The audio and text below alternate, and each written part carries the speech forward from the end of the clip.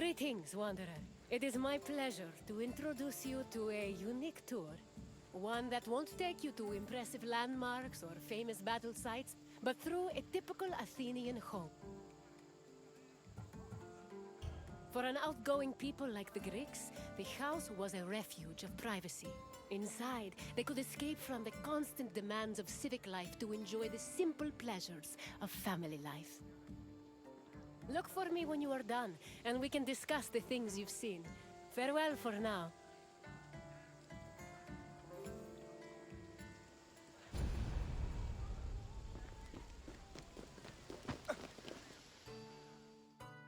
The house, or oikos, was a residence for Greek families and their slaves.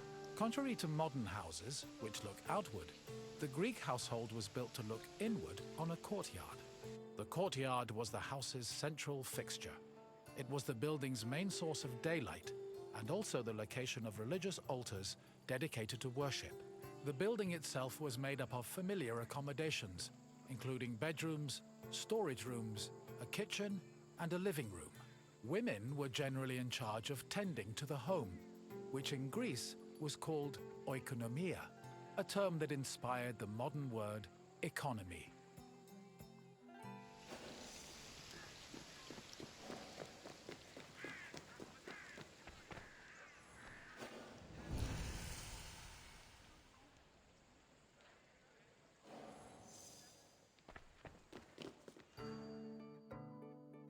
A pasta was a corridor that connected a house's courtyard to its residential section. Archaeological evidence from the city of Olynthos reveals that pastas were added to Greek home design in the 5th century BCE.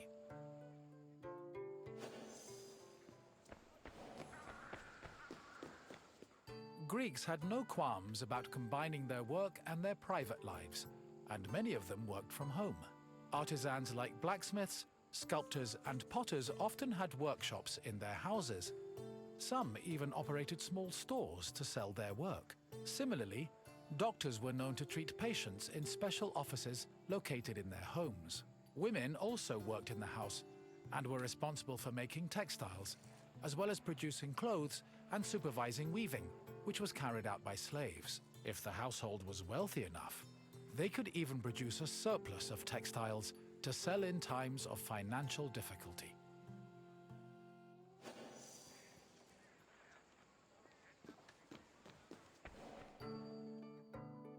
The inner courtyard was the nexus of the house.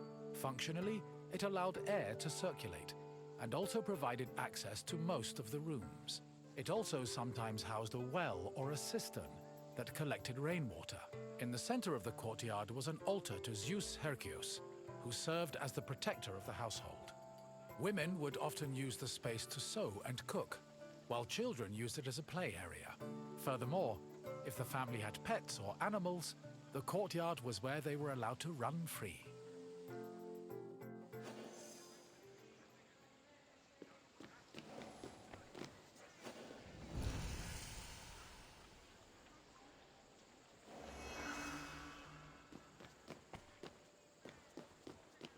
The bathroom was located in the back of the house. Much like today, it was used for cleaning and washing, although the Greeks used chamber pots instead of toilets.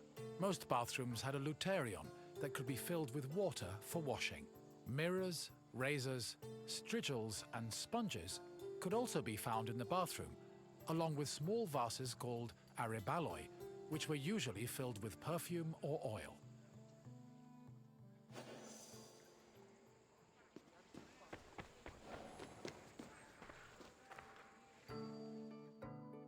Greek homes had kitchens where the family's meals were prepared.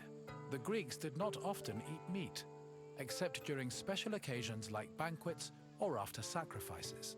They had mainly a grain-based diet, eating staples such as bread, porridge, or a barley cake called maza.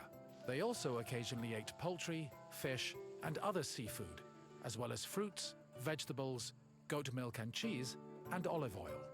Food was cooked on a tripod, or sometimes in a klibanos, which was a sort of mobile oven.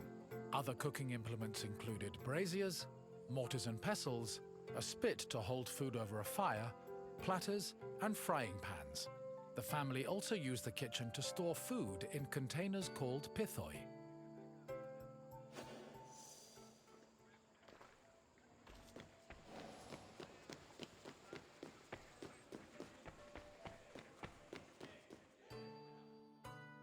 Symposia were major social institutions in Greece. They were drinking parties held exclusively for men. The party took place in the men's section of the house, the andron, where residents and guests reclined on special couches called klinai. Food was served on low tables set in front of the couches, while wine was placed in a crater in the center of the room. During a symposium, men drank, sang, had philosophical discussions, and played games like kotobos.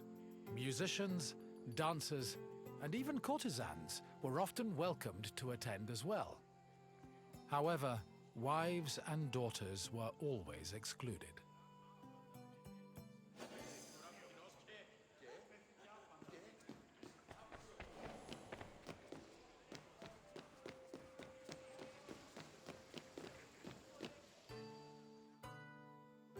The Pyrgos, or upper stories, was the women's quarter of the house, where they could pursue their activities and observe the city without being seen themselves. The rooftops were also used in a special rite called the Adonia, a private celebration held in honor of Adonis, which was reserved for women. At the beginning of spring, women filled terracotta pots with soil and lettuce seeds, then climbed a ladder to place the pots on the rooftop. These pots served as the women's very own Gardens of Adonis.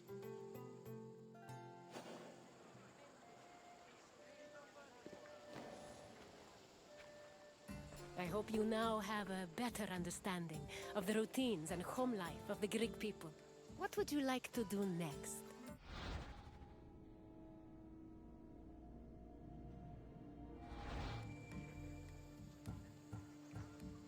Farewell, wanderer, and thank you for visiting my city.